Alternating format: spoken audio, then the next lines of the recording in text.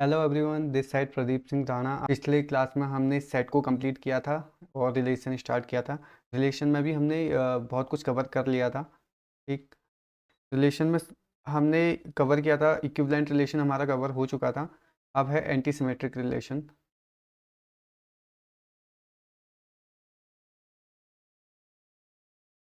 Anti symmetric relation, anti symmetric relation,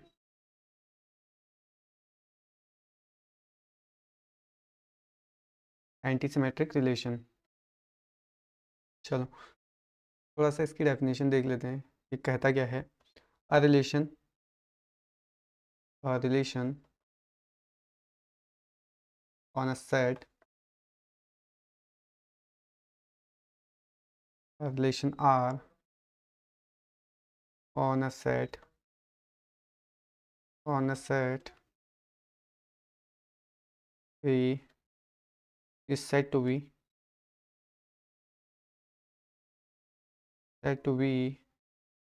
antisymmetric relation, antisymmetric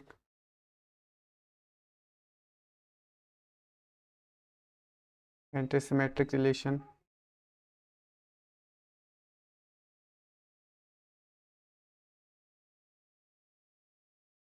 if A comma B belongs to R and B comma A belongs to R, then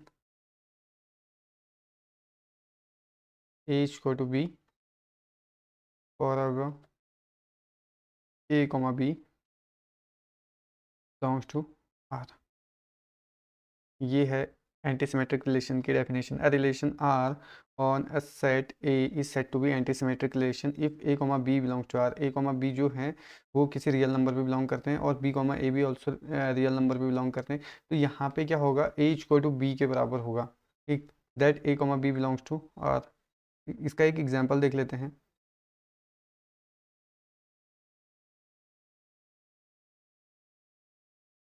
इसका example देखते हैं एक छोटा सा। ए equal to अपने पास है एक सेट 1 2 3, 1 2 3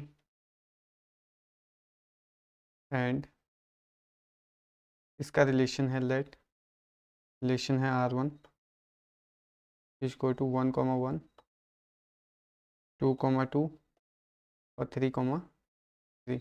ये क्या है, एक एंटी सिमेट्रिक रिलेशन है। ठीक, ये एक एंटी सिमेट्रिक रिलेशन है, एंटी सिमेट्रिक रिलेशन है।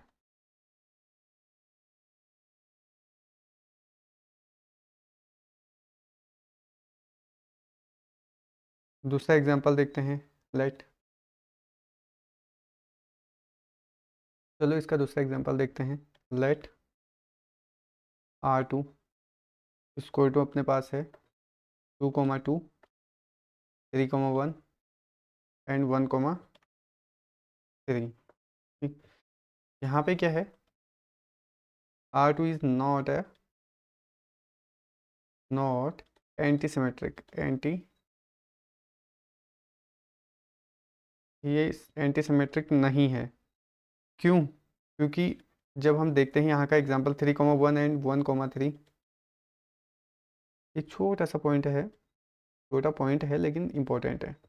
ठीक है, पॉइंट छोटा है लेकिन इम्पोर्टेंट है। एंटी सिमेट्रिक रिलेशन क्या होता है? Anti symmetric relation, anti symmetric relation symmetric हो सकता है, पूछा जाता है कभी कभी। सिमेट्रिक हो सकता है, हो सकता है, लेकिन सिमेट्रिक जो रिलेशन है, सिमेट्रिक रिलेशन एंटी सिमेट्रिक नहीं हो सकता, डज नॉट एंटी सिमेट्रिक। देखो सिमेट्रिक एंटी सिमेट्रिक पे क्वेश्चंस बनते रहते हैं, तो ये सबसे बेस्ट एग्जांपल होगा। सिमेट्रिक एंटी सिमेट्रिक पे क्वेश्चंस बनते रहते हैं, ये जो ये स्टेटमेंट है वो इम्पोर्टेंट है काफ़ी। ठीक है, अगला यहाँ पे एक इम्पोर्टेंट पॉइंट और बनता है,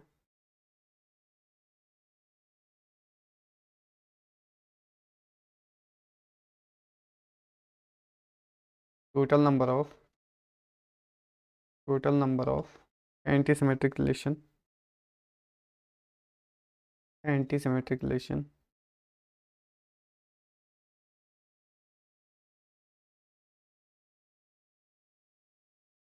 total number of anti symmetric relation क्या होता है, 2 की पावर n, 3 की power n into n minus 1/2। तो ये इंपॉर्टेंट फार्मूला है total number of anti symmetric relation का। ठीक है, डायरेक्ट क्वेश्चन पूछे जाते हैं number of anti symmetric relation कितने होते हैं, तो हम n की वैल्यू दे देगा जितने भी नंबर ऑफ एलिमेंट होंगे, तो नंबर ऑफ एलिमेंट हम इसके 2 के पावर में लिखेंगे और 3 के पावर में ये फॉर्मूले पे पुट करके आपका आंसर आ जाएगा। अगला है inverse relation. Inverse relation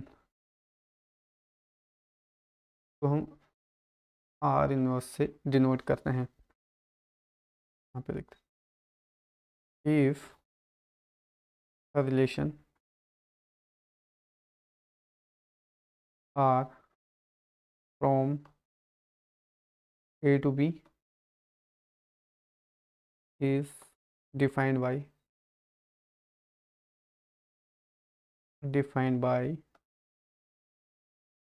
R is equal to A comma B such that A belongs to A and B belongs to B,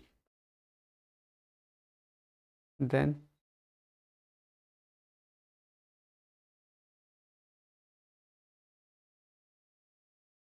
R inverse कितना हो जाएगा, B टेंस टू A हो जाएगा, एंड R इनवर्स जो हो जाएगा अपने पास यहाँ पे बी ए हो जाएगा। ठीक है, कुछ नहीं करना है, एलिमेंट को उल्टे कर देना है, तो यही अपने पास एक इनवर्स हो जाएगा। यहाँ पे B belongs to capital B and A belongs to capital ए।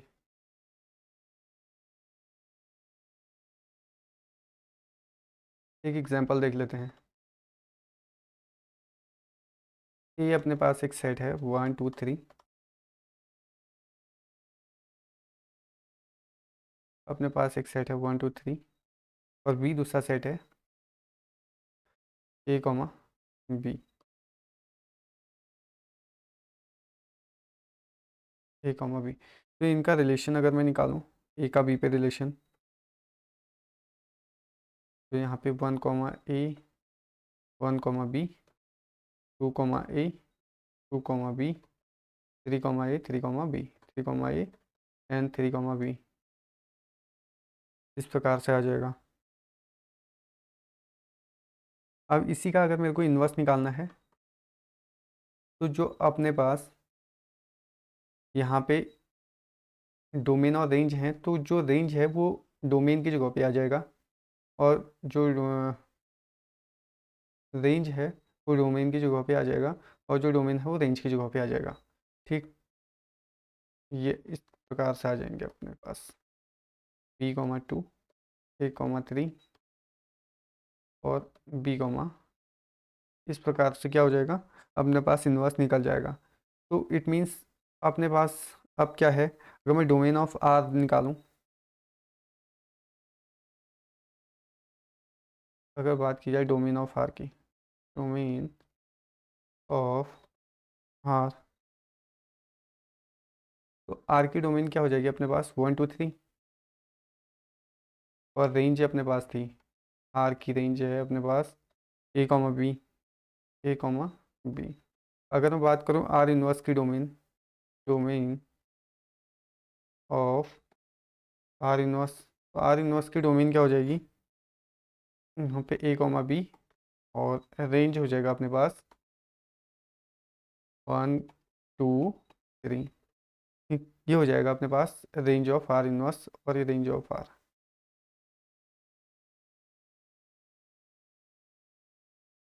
या यूँ कहें, कोई डोमेन है अपने पास,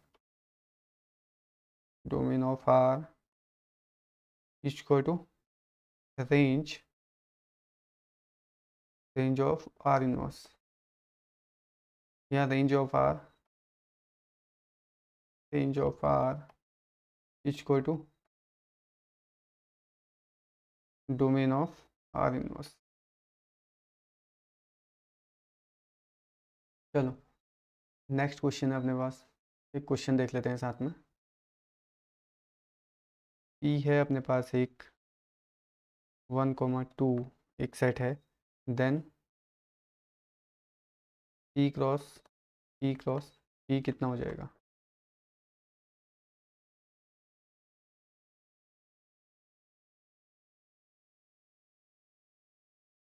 तो ये हो जाएगा पी कितना हो जाएगा। ठीक, अगर हम पी निकालें तो हमें रिलेशन किस प्रकार से बनेगी वो देखते हैं। 1,1,1 एक 1,1,2 बनेगा, एक 1,2,1 बनेगा, एक 2,1,2 बनेगा, और एक 2,2,1 बनेगा, और एक बनेगा 2,2,2 बन गया, एक 1,2,2 बन गया, एक 2,1,1 बन गया। तो इसका मतलब हमारे पास कितने नंबर ऑफ एलिमेंट होंगे। नंबर ऑफ एलिमेंट अगर हम गिने तो नंबर ऑफ एलिमेंट अपने पास हो जाएंगे 8। गिनो, 1 2 3 4 5 6 7 8 एलिमेंट होंगे। इनको गिनने के बाद हमारे पास 8 एलिमेंट होंगे। तो काफ़ी जो स्टूडेंट है उनको दिक्कत होती है इसको काउंट करने में, तो इसके लिए एक छोटी सी ट्रिक बताता हूँ आपको। अगर मेरे को इस प्रकार से पी निकालना है, ठीक है, अपने पास दो एलिमेंट दे रखे 1,2, तो हमको पता तो है हमको कितना है, हमको पता है कि नंबर ऑफ एलिमेंट हमारे पास 8 आने वाले हैं, क्योंकि 2 की पावर 3 अपने पास कितने हो गए, 8 हो गए। किस प्रकार से करना है, सबसे पहले तो यहाँ पे 1 2 1 2 1 2 इस प्रकार से लिख लो। 1 2 1 2 1 2 1 2 इस प्रकार से हमने लिख लिया। उसके बाद यहाँ पे हम इस प्रकार से दो दो करके 1 1 1 1 2 2 1 1 2 2। अब तीसरे वाले लाइन पे देखते हैं। अब यहाँ पे 3 3 का जोड़ा बना लेते हैं, 1 1 1 2 2 1 1। तो इस प्रकार से अपने पास क्या हो जाएंगे, आप देखोगे हम प्रोबेबिलिटी में भी इसी प्रकार से निकालेंगे। जब हम सॉल्यूशन निकालेंगे, जब हमारे पास एक डाइस होगा, यानी एक कॉइन होगा, अगर उसको 3 बार उछाला जाता है तो इस प्रकार के जो क्वेश्चंस होंगे इस प्रकार से सॉल्यूशन निकाल सकते हैं हम कि कितने हेड होंगे, कितने ट्रेल्स होंगे। ठीक,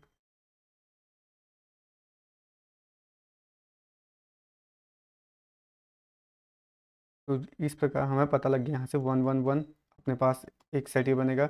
1 1 2 दूसरा ही बन गया, 1 2 1 तीसरा ही बना, 2 2 2 चौथा ही बना, 2 1 1 पाँचवा ही बना, 2 1 2 1 2 1 एंड 1 2 2। तो टोटल नंबर ऑफ एलिमेंट कितने होंगे, 1 2 3 4 5 6 7 8। टोटल नंबर ऑफ एलिमेंट हो गए यहाँ पे हमारे पास 8। ठीक है,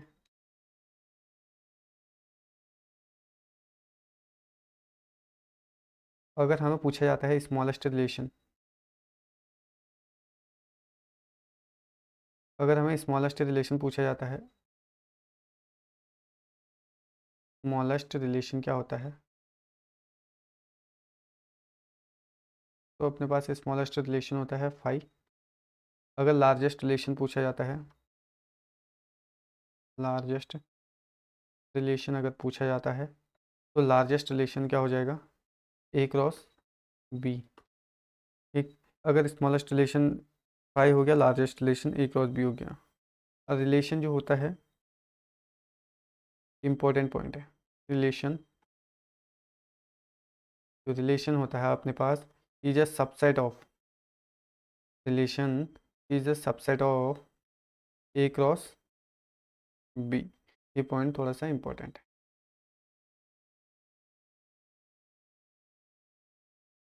relation is a subset of A cross B, point important. ठीक, नेक्स्ट चलते हैं। हमारा जो ये रिलेशन का टॉपिक है ये ख़त्म हो चुका है। हमारा जो नेक्स्ट टॉपिक है फंक्शन का है, और फंक्शन काफ़ी इम्पोर्टेंट टॉपिक है। ठीक, फंक्शन टॉपिक है अपने पास, फंक्शन। फंक्शन जो टॉपिक है ये दिखने में छोटा है लेकिन बहुत इंपॉर्टेंट और बहुत बड़ा टॉपिक है। ठीक, ये बेसिक्स से यहाँ से हम चलेंगे लेकिन अच्छे लेवल तक जाएंगे, क्योंकि जब हम बड़ी क्लासेस में पहुँचेंगे तो वहाँ पे भी आपका हर जगह पे फंक्शन का यूज होगा, तो उस टाइम पे आपको दिक्कत नहीं होगी। तो इस वाले यूनिट को थोड़ा सा अच्छे से देखना। चलो इसकी थोड़ा सा डेफिनेशन देखते हैं। Relation with a special property, a special property, उसे क्या कहते हैं? फंक्शन कहते हैं।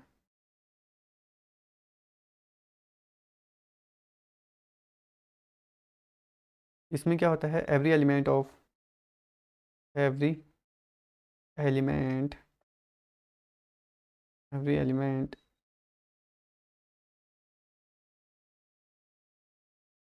इसमें होता है every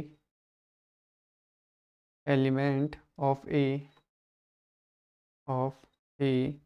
must be related to must be related to unique element of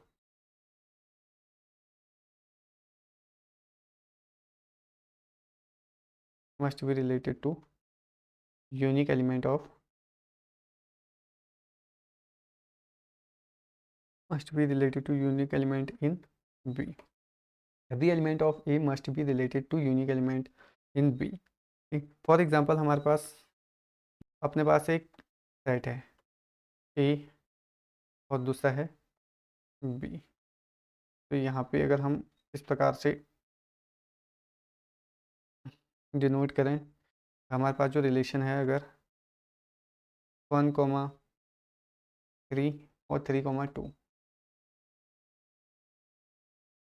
1 के पास 1 2 3 एलिमेंट हैं, तो 1 2 3।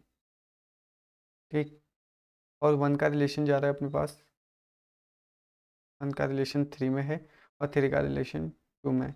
क्या ये फंक्शन होगा?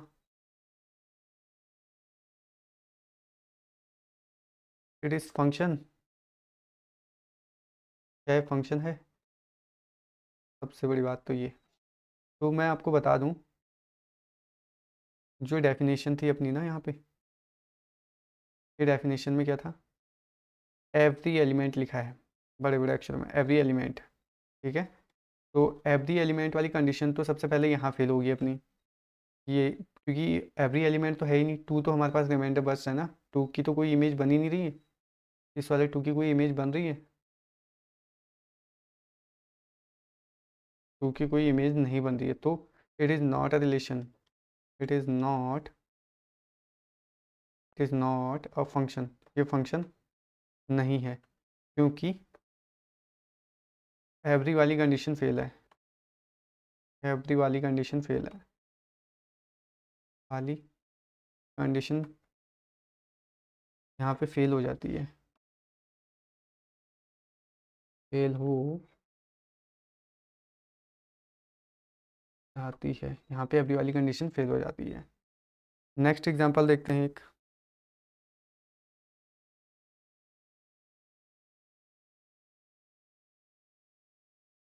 यहाँ पे ए है, यहाँ पे बी है, यहाँ पे एलिमेंट 1 2 3, यहाँ पे भी 1 2 3।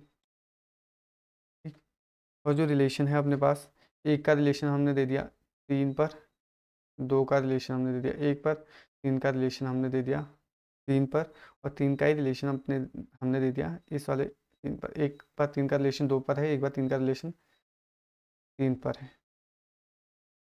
अब यहाँ पे क्या ये फंक्शन बना रहा है? फंक्शन है नहीं है। क्वेश्चन यहाँ पे उठता है, देखो क्या ये फंक्शन है? चेक करो। देखो एवरी वाली कंडीशन तो यहाँ पास है भाई, एवरी वाली कंडीशन पास है, लेकिन यूनिक वाली कंडीशन तो वहाँ तक फेल होगी, क्योंकि 3 के पास, यहाँ पे देखोगे एक बार 3 के पास 3 की जो रिलेशन है, 3 की इमेज 3 पे बन रही है, एक बार 2 पे बन रही, तो यहाँ पे क्या हो जाएगा, ये फेल हो जाएगी, ये क्योंकि यूनिक वाली कंडीशन फेल हो रही है। क्योंकि यूनिक यहाँ पे क्या हो जाएगी, ये फंक्शन नहीं बनेगा। मैंने पहले ही लिखा था कि जो एलिमेंट होगा उसकी क्या हो जाएगी, यूनिक और एवरी वाली कंडीशन होनी चाहिए। फंक्शन नहीं है, फंक्शन फेल है। अगला देखते हो, छोटा सा एग्जांपल और देखो।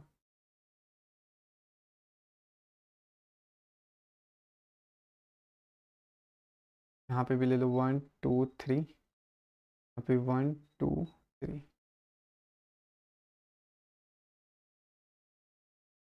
अब ये बताओ, ये फंक्शन है? It is a function. Function, जी हाँ ये फंक्शन है, क्योंकि यूनिक एवरी एंड यूनिक वाली कंडीशन पास हो जाती है। एवरी और यूनिक वाली कंडीशन जो होती है पास हो जाती है। ठीक, तो ये क्या हो जाएगा, एक फंक्शन हो जाएगा।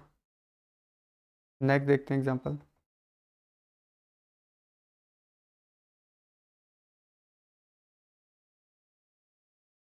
यहाँ पे ले लेते 1 2,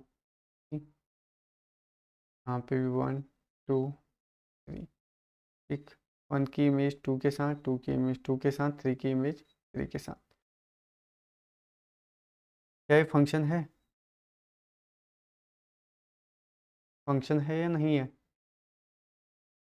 जी हाँ ये फंक्शन है, क्योंकि एवरी वाली कंडीशन तो पास हो रही है, एवरी वाली कंडीशन पास हो रही है और यूनिक वाली कंडीशन भी पास हो रही है। क्यों, देखते हैं।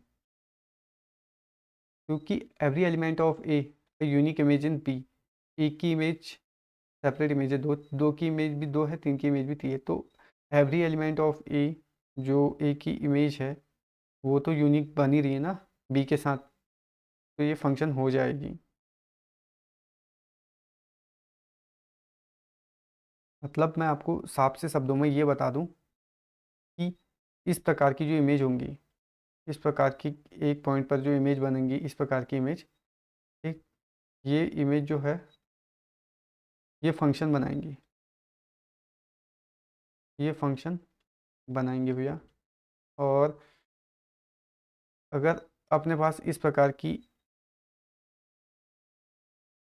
इमेज बन के आ रही है, इस प्रकार का फंक्शन बन के आ रहा है, तो ये फंक्शन नहीं बनाएगा, नॉट फंक्शन, ये फंक्शन नहीं बनाएगा, क्योंकि एक एलिमेंट के 2 इमेज नहीं हो सकते हैं, यूनिक इमेज होनी चाहिए, ये बोला था।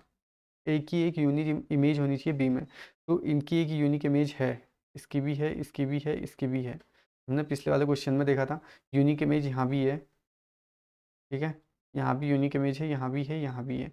उससे पहले वाले क्वेश्चन में देखा था, देखो यहाँ पे यूनिक इमेज नहीं है, ठीक, क्योंकि यहाँ के जो एलिमेंट है इसके जो यूनिक इमेज बिल्कुल भी नहीं है। इसकी तो है, इसकी तो है, बट इसकी नहीं है। और यही वाली चीज़ें मैंने आपको बताई थी कि अगर आपका जो साइन इस प्रकार से जा रहा है, ए से इस प्रकार से साइन जा रहा है, तो वो आपका क्या हो जाएगा, यहाँ से अगर इस प्रकार से इमेज जा रही है आपकी, तो वो हो जाएगी आपके पास, वो नॉट अ फंक्शन हो जाएगा। ठीक, और इस प्रकार से जा रही है तो ये फंक्शन हो जाएगा। चलो, ये समझ में आ गया। एक छोटा सा एग्जांपल और देख लो।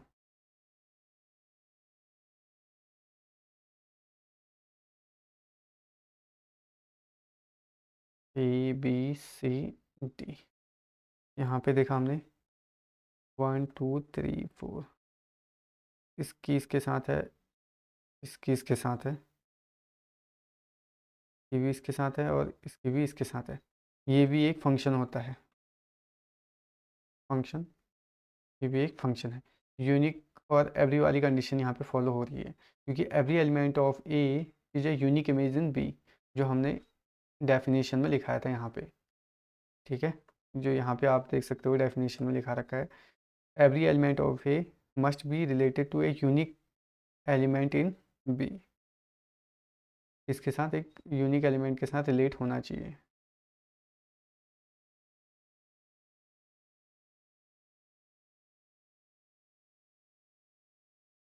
चलो चलो, यहाँ पे एक छोटी सी चीज़ और देख लेते हैं। जो रेंज होगा, रेंज हो जाएगा अपने पास इसे सबसेट ऑफ बी, और जो कोडोमेन होगा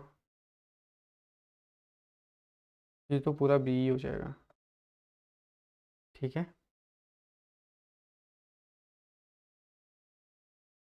या हम ये कहें range is a subset of codomain,